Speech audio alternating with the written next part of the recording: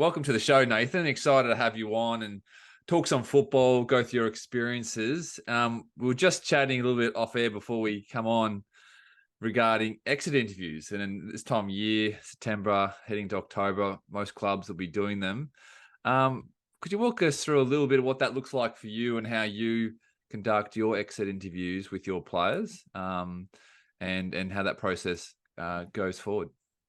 Yeah, cool. Firstly, mate, just want to say a huge thank you for having me on. I'm an avid listener of the podcast, and I reckon I've clocked probably 107 of the episodes. So, Great.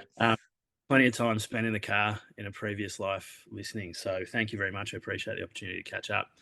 In terms of our feedback or our exit interviews, yeah, as I was saying, it's a bit of a different one in the head coach's role, particularly with transitioning players that are coming out of the Coates Talent League. So it's an area that's it's been a bit of a journey the last 3 or 4 days with me that I've enjoyed, but been a little bit nervous about. But for us, with our regional area being quite large, we went down the path of online exit interviews. So all our girls booked in for some 15, 20-minute chats. And we went through a format where we touch on some big picture stuff, so particularly some footy-specific goals, some off-field stuff that they want to think about as well, just to make sure we've got some balance, and then really give some clear feedback around their strength areas and how we coach them as strengths-based coaches, and a couple of areas to grow.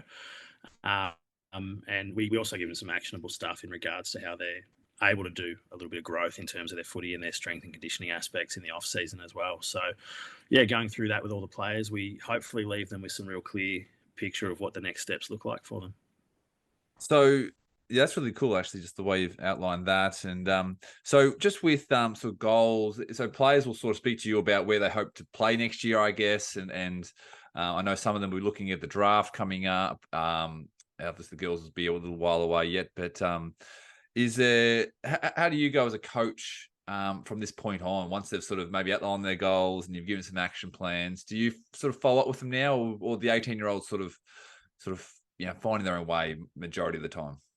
I think a big theme for us and my coaching staff is that we want to support these girls into the next steps, and they're part of our family at Gippsland ongoing. So we're not going to just finish our meeting at 8 o'clock last night and just leave them to be. So we'll work with players and families and VFL clubs and try and help them into their next steps. And, we're really clear about what next steps look like for everybody, and they're not all the same, and the journey's very different. So there'll be players who will need a little bit more support in terms of finding their way onto a VFL list, and there'll be players who who we go into bat for, and we put some details forward around AFLW. And then there's those players who go back to local and just play great local footy. But we want to continue and be a part of that journey and keep them engaged as much as possible. So I haven't coached, what you're doing now. And I imagine when you're having these conversations with VFL clubs or let alone AFL clubs, I guess you just, as a coach, we all love our own players but I guess you're just trying to be really honest with where you see them at and whether you do fit, because it probably doesn't work in your interest to overinflate what you think they can do, and then they get sort of out of their depth if you put them in a VFL program. Or how do you sort of approach those conversations with, other programs out there, especially higher up programs than where you're sitting now? Yeah, I think we've got a duty as coaches to be honest and do everything we do based on merit. So, if we go and tell a recruiter that a player is able to do something or their circumstances are something and it reflects poorly on us. So yeah, being really honest, and that honesty comes to the player as well. So we don't sort of tell the player one thing to make them feel good and then go out and tell a different story to those who are speaking about them from an AFL or VFL perspective. I think it's important to be really honest, and as I said, it's our reputation on the line if we sort of give a bit of a bump steer with that. Yeah, spot on. They got this funny old saying. My dad had this saying of you can only skin a sheep once, but you can shear it every year. And by that, if you burn someone once with some wrong information or do something wrong or try and sell them something that they shouldn't be buying, they won't be coming back. So no, it's spot on. I think that's probably the integral part. I imagine connecting the players with, because we sort of had this, we have this visual at our club at the Falcons there you have you're on the coach's talent pathway driving along, and then you basically come into a roundabout, and there's 3 exits. There's the AFL exit, the VFL exit, or the local exit, and depending sort of where you're sort of headed. And I think you can really carve out some great careers whichever way you go from there. And Yeah. sometimes you might be better suited to a local program over a VFL program, even just with your development with where you're at. Yeah, and everyone's commitment and their desires in footy are different as well. So we don't look at it as a one-stop shop. We want to leave the pathways open and I guess let the process be the main thing we control, and the outcomes will take care of themselves. Yeah, absolutely. Um, just a little bit broader question, which I'd like to ask guests, do you have sort of key principles that sort of guide your coaching and aim to sort of get that better and more consistent performance out of your players? Yeah, so I think obviously this one is quite a common question. So I reckon you nail it with one word in the question itself, is just consistency. So from a coach's Yeah. perspective, breeding that consistency in our program looks like making sure the sessions are there, balance between the skill level of the players and stretching them enough with that challenge point to make sure that they're growing, and that'll keep players engaged and make your job a little bit easier. And that growth and stretch is going to help your players develop. And then consistency around language, expectations, what our week looks like, communication, all those sort of things, I think really help with, as a coach, being more consistent. And then from a player's perspective, if we're consistent as coaches and we're setting up a really strong program that's player centric and focused on them, they know what they're expecting and they're coming into a safe bubble. And we know that coaches in all different levels are dealing with players who have got so many different external um, roles. At community footy, we're dealing with single mums, we're dealing with people who are heavily invested in footy, and at the Coates League, we're dealing with sort of young girls in the formative years of their life. If we create that safe environment and keep it really consistent, I believe they come in and they're able to be really prepared and safe in that environment. And I guess from a player's perspective, if the environment is set up really well, being self-aware with your areas to develop and grow, knowing what your strengths are and continuing to work on those and having action plans, that's going to help your consistency. And then a real highlight for me this year is just learning more about the recovery and the little things you can do from a week to week perspective that could be the difference, particularly at local level, between you being 5% better than your opponent as well. So just being really diligent around little things. Yeah, no doubt. I think there is spot on there with great opportunity for local level, particular.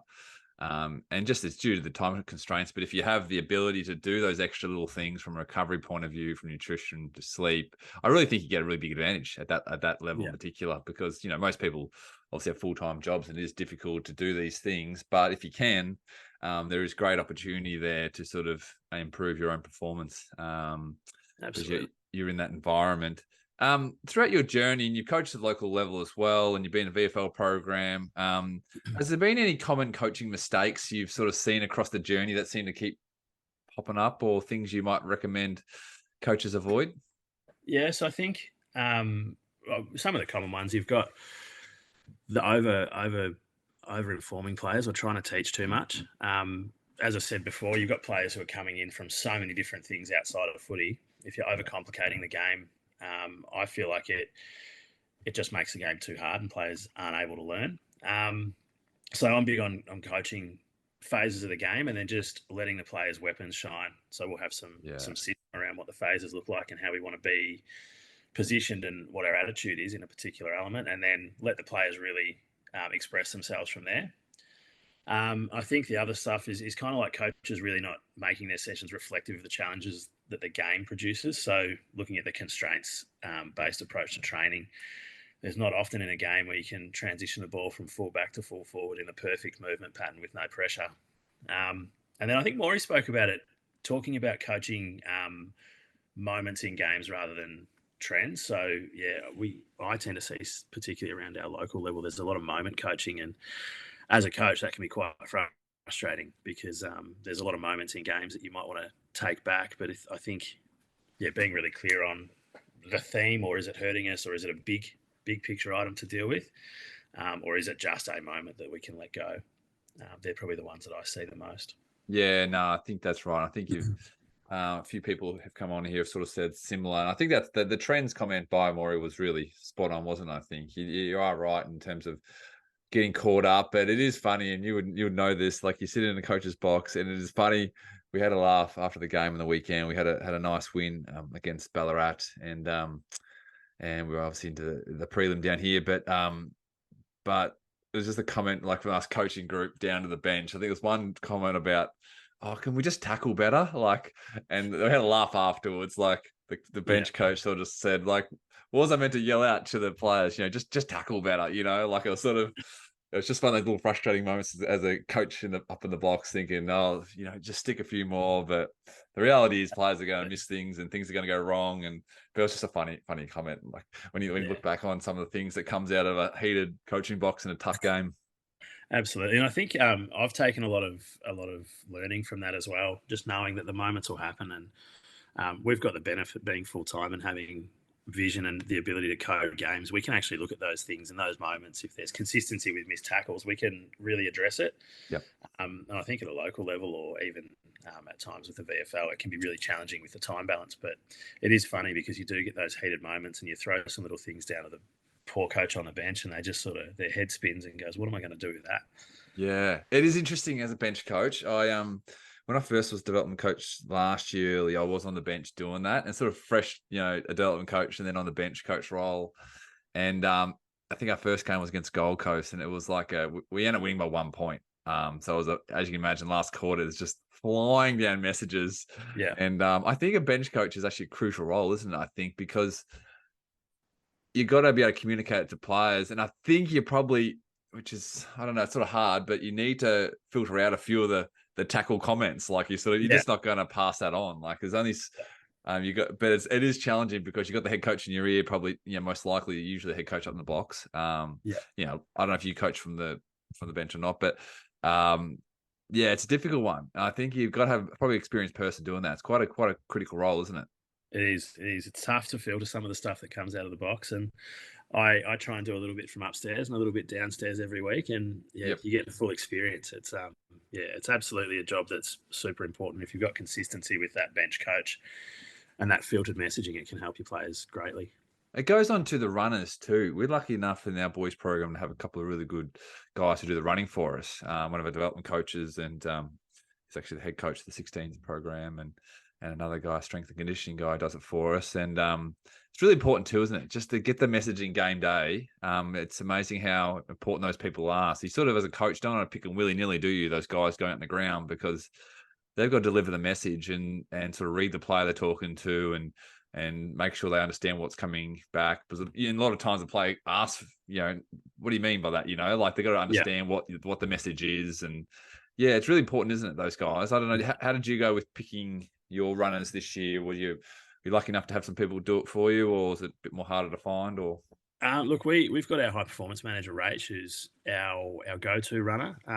She's a netballer though, so when we had games on a Saturday, she wasn't able to do our running. I think that pipeline from the coach's box through the bench coach and the message getting to the runner, you get such great value if the runner understands or yeah, is well connected with your coaching group. So we found in times where we'd have maybe an injured player or an unavailable player running for us, the messaging would be a little bit overcomplicated to the players. yep, Whereas Rach, I guess, as more of the full time runner, she was able to filter a lot of what we gave from the coach's box that came through our bench coach and yeah. drop it into one or two little points and give it to each player and understand how they take their feedback as well. So, yeah, that's a really important role. I think as a functioning coach's box, it's got to be what happens upstairs. There's got to be a really clear filter on the bench, and then there's got to be some real clear understanding for the person delivering the messages as well. Getting into the nitty gritty here a little bit, but do you have any process regarding feedback during game day, and you're in the coach's box, let's say, and a player's done something you'd like to give them advice on how to do it better, sort of coaching point? What do you think about in terms of waiting for the quarter time break or the 3/4 time break, or do you send the runner out straight away, or do you pull them off and then you get them on the headset and you talk to them directly? What's your process regarding that? Is this a bit of a game day feel for you, or do you have a bit of a process in mind about how you attack those coaching moments? It's probably a bit of a feel thing, particularly at Gippsland. I know, having worked with the Vic Country program and also working with the academy stuff, every different coaching panel has a different feel. But I think at Gippsland we're really strong on letting the players play while they're on the ground. So the messaging coming off the bench onto the ground is quite simple.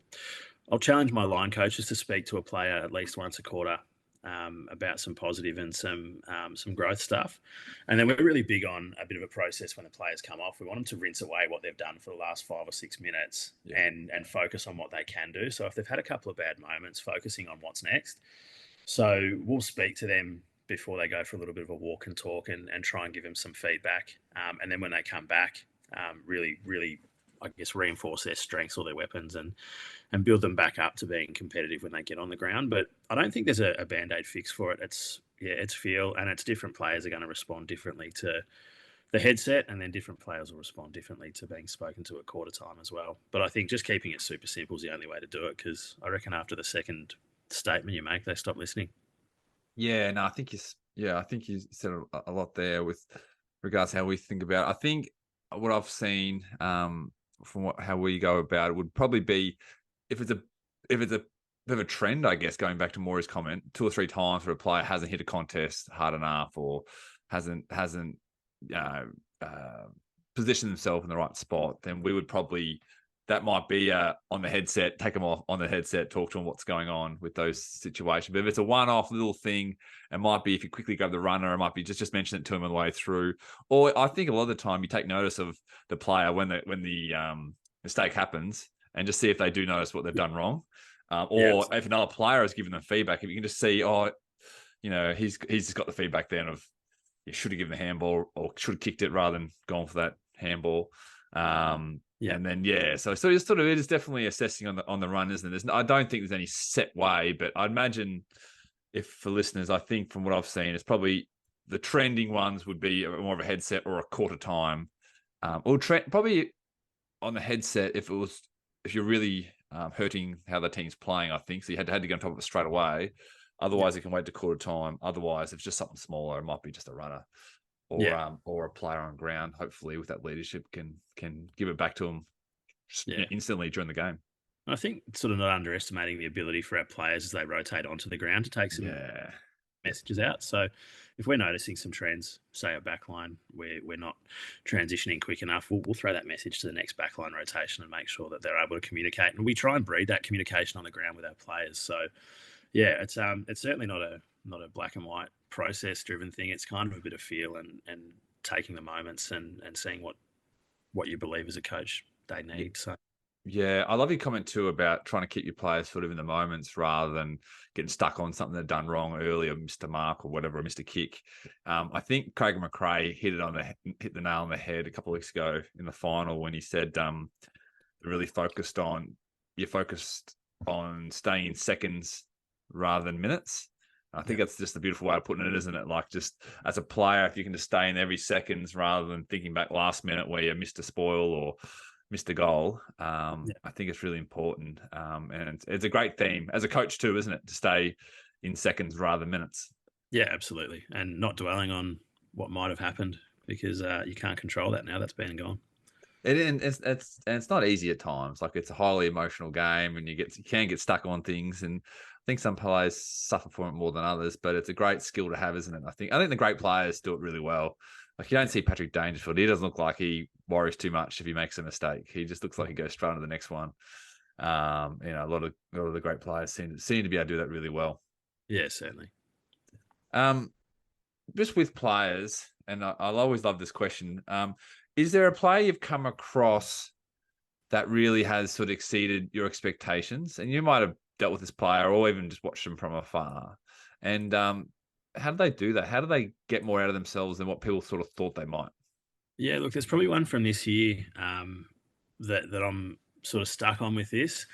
Amber Shooty, so she's one of our 18-year-old kids. She's areas for improvement when she came into our pre-season were really clear, just around her kicking and her mechanics with her ball drop. Yep. And at times I think that was an area that maybe held her back a little bit as a footballer. She came back after Christmas having done a really strong I guess, training block. Really dedicated time and put time and effort into her development plan around her kicking development, and she went to work on it. She went to work on that, and she continued to work really hard on her contest and competitiveness, which was obviously her biggest strength. And she came out, I think, probably having a really strong nationals carnival, backing it up with some really good form back at Gippsland, and ended up being invited to the national combine. So for her, I think it was just the process of getting in and going to work on the areas with feedback and balancing that she's a good player in some elements and she needs to grow, and taking responsibility. And I think that just dedicating her time to that craft really got her to the stage she is now. Of that. Just with the kicking development, what sort of things did you have her do during her own time? Did you have any specific drills or things she did to help work with her kicking? Yeah, so there was a couple of sessions we spent with her in our facilities down at the Centre of Excellence, and just looked at the mechanics of the ball drop, and we started doing some one hand tennis ball drop to help with the balance hand, and then just foot feel and I guess communicating to herself where the ball was hitting her foot, so she could start to understand where, if a kick looked and felt really good, what it was that she was doing better. So Scotty McDougall down at Gippsland he's a very, very good kicking coach, and I've benefited greatly from working with him. But we just spent a little bit of time with her, giving her some pointers, and then just sent her away with a few drills. Yeah, the tennis ball kicking and just some repeat kicking stuff to find her foot feel. And yeah, she came out in Brisbane and had a phenomenal game. Yeah, amazing. It's the tennis ball is a fantastic one. We do when we do our junior camps, we do break out the tennis balls for a good hour nearly or half hour with the young, so we 9 to 13-year-olds. I think any age, I think it's a magnificent tool, helping with the players, and it just shows if you're not hitting the ball in the middle of your foot straight away, it'll just go off to the side. The concentration you need to watch the ball drop, to watch it hit your foot, is really important. And then with a one-handed ball drop, it's really important too.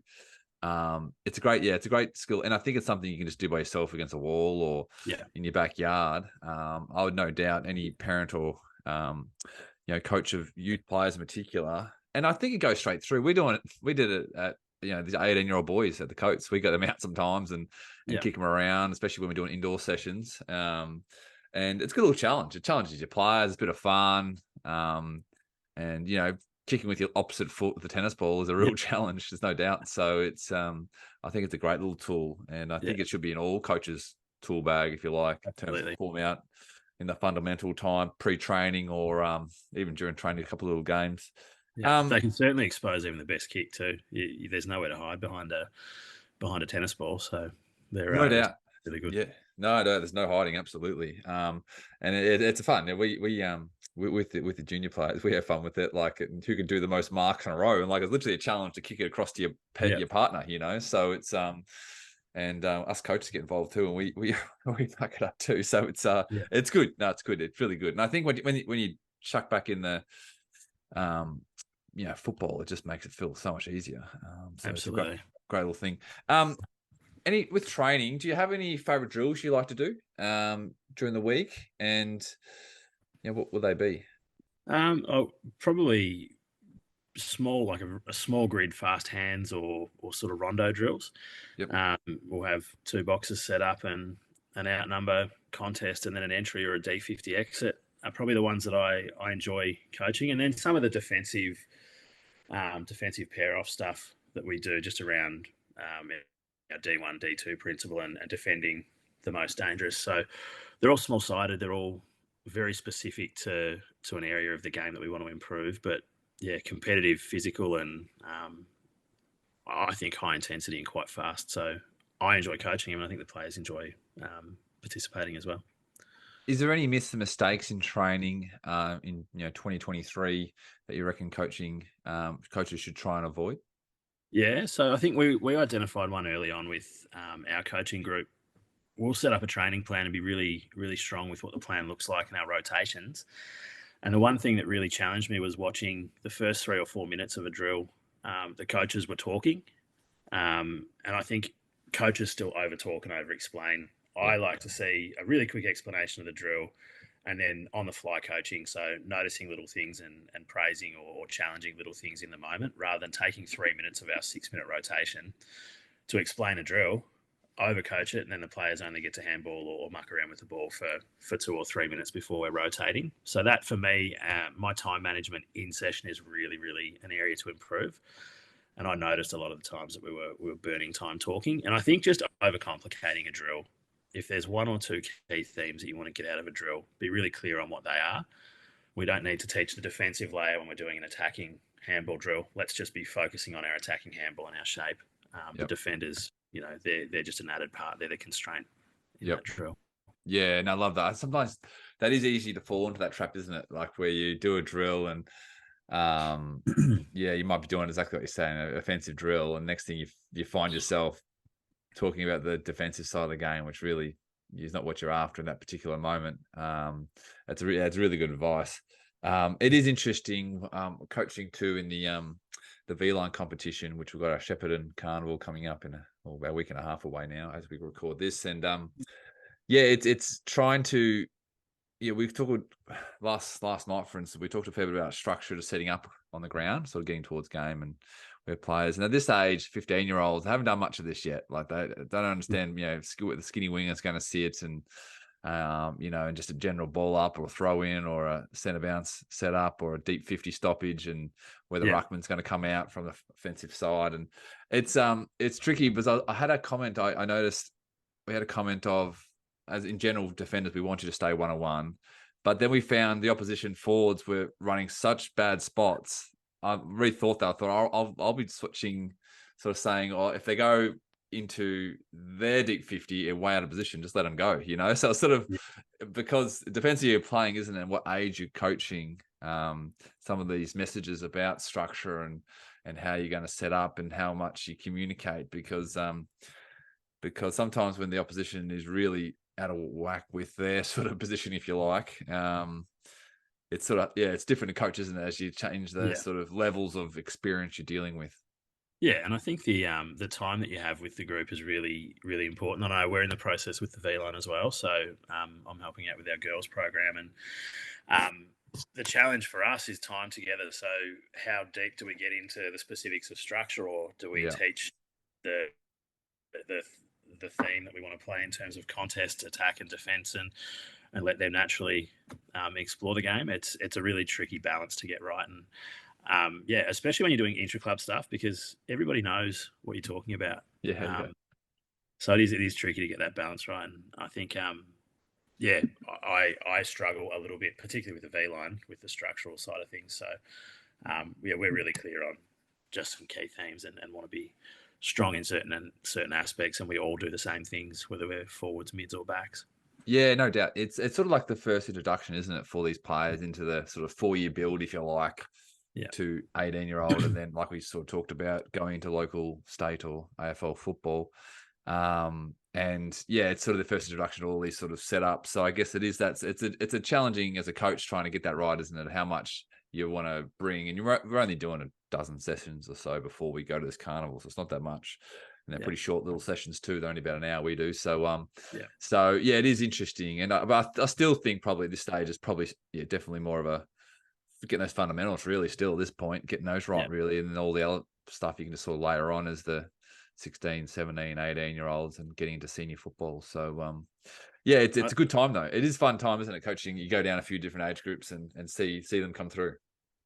Yeah, I think it helps build an understanding of the players that are coming through and potentially coming into our system. And you're right with the fundamental focus. I think if I was to ask every local coach in our area to do something diligently, is just teaching the fundamentals around ground ball, tackle, and contest, and that'll make mine and my coaching staff's job so much easier when they come in at 16s and 18s to the Coates Talent League. So no doubt. Like structure stuff, in reality, it's a few sessions, a few meetings really, and you can get the majority of that. It's not that complicated, I don't think, as a player, especially if you're just honing in on one particular role or one or two roles. It's not too bad, especially just general basic setups and so forth. Really appreciate your time, and I know we're coming towards the end with a couple more questions. I just got a couple for you though. With an AFL coach, is there anyone that really stands out for you that you like to sort of emulate or anything, or admire from afar? Yes, I think again, there's some real common themes that come through on the podcast. Like obviously Chris Fagan, his alternate journey into his role, the connection and relationships he's got with his players, and the competitive spirit that he's got, but the composure he shows, I think, is really important. And I try and look at that and bring a level of that composure into what I do. Hardwick, and I think way back, Jeff Andrews might have mentioned it. He was looked at as almost an overnight success when they came good, and that's been a long process of evolution for him as a person, the brand, and the group, and his connection to themes and I guess the community within the footy club, I think, are really admirable things. I'm really interested to see how his Gold Coast stuff goes. It'll be interesting to see how he goes up there. But I think the one that is more current, and being a Collingwood supporter, it's easy to talk about. Craig McRae, there's a lot of similarities around his development and the connection and stuff that he does, and his ability to coach and lead the group. But the thing that I love probably the most is the fact that he's got the whole of the Collingwood community, the players, their families, the sales staff, the marketing staff, and 106,000 members eating out of the palm of his hand and bringing every one of us along on that journey together. The energy and momentum he's created at Collingwood is super. And then I think the other part is, from afar, you look at it and it looks like he's parked his ego really well. He knows his great strengths, and he's got a great team around him who are bringing their strengths and who are, I would say, experts in their fields to help build his coaching panel, and not be afraid to have people who might be smarter than him in a certain aspect of the game working with him. It's I think that's really admirable, and it's something that I look to as well. We just recorded a recent podcast with journalist Rowan Connolly, and we actually talked a lot about the park and the ego. It's really important, I think, nowadays more than ever. I think with coaches, if you hold on to that ego and don't take feedback and don't take it on board and action it, I really think you're kind of get left in the dust of it, aren't you? You're not really getting the best out of yourself. And I think, Craig McRae is a really good example of that. Like, you got to remember, Collingwood were a mess, weren't they? In 2021, like, they were in the headlines for all the wrong reasons. They ended up sacking the coach and president and CEO, and all that went on. And then for him just to come in and instantaneously pretty much just went bang and changed the culture, didn't he? It was amazing. I know the others are part of it, but he was obviously a key driver in all of that. Yeah, and that's where I think having that ability to come in, there was so much division between the supporters who were rusted on Eddie and Bucks fans, and then people who wanted to see change. He's been able to bring everyone back together, and you see that momentum, you see the energy, and you see, like, their open training sessions have got huge crowds. And I was at the game against Melbourne, and the atmosphere was just electric for a good 3 hours. It was really, really strong, and he's done that, I think, from a really tough period of time, and he's got some exciting stuff ahead of him, I think. Do you have any books or documentaries for listeners to check out? Yeah. From a coach's perspective, like, I'm a terrible reader. The best thing you can do is probably download Audible. It is good. It's very good.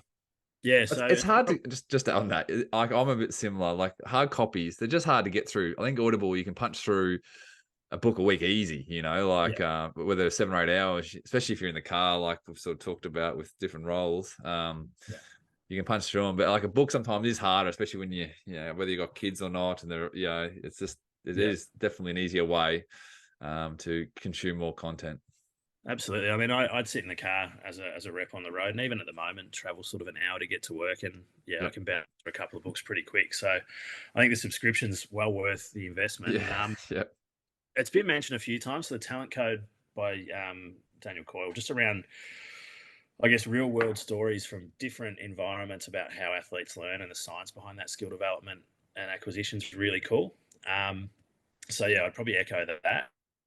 One that I've got, and I've read a couple of times, is The Tough Stuff by Cody Royal. So that's sort of 7 truths about being a head coach, and he shares that story through links to experiences from other really high performance coaches. You've Steve Kerr, Lisa Alexander, Eddie Jones, Jill Ellison, Jurgen Klopp. It's a really good one as a gift to coaches within your program. It just shows you how hard that balance can be when you're at the top. And then for a player's perspective, it's a bit of an alternate one, but The Energy Bus by John Gordon. it's a fictional story, but it delivers key messages about how positive energy and leadership can really can build within a community. And the 10 rules that the book is sort of spaced around can quite easily be translated into a sporting or an athletics context. And then docos wise, the Coach's Playbook on Netflix, I reckon it's a small bite-sized piece. It's about 35 minutes. The Doc Rivers and Jill Ellis episodes I really loved. And then the Mourinho one is just an insight into the bizarre brain of his. And I know you've heard it 109 times, mate, but the Ted Lasso one, I think for coaches, it's really good to watch. It's wholesome, it's funny, but there's some cool little takeaways just around leadership and culture and connection as well. Yeah, awesome. You're a Virginia Tech man, I see, with your jumper you're wearing. Yes. They got that.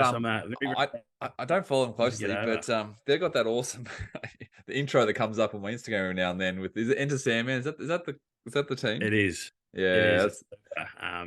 Yeah.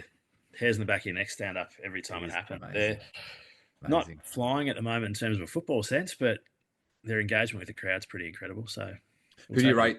Just always football season kicking off, and it's probably my second favorite sport. Is who do you rate in the college league for this year? Who's going to be going all the way towards the end? Mate, I don't particularly follow it, to be honest.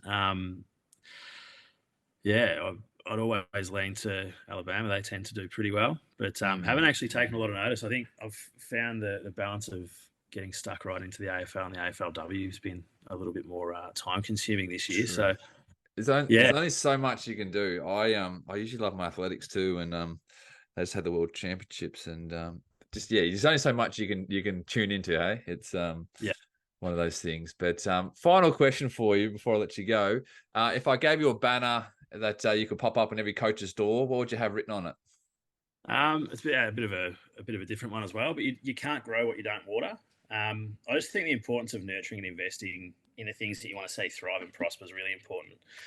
And essentially, to me, it reflects the principles of that effort and the intention that you give to something.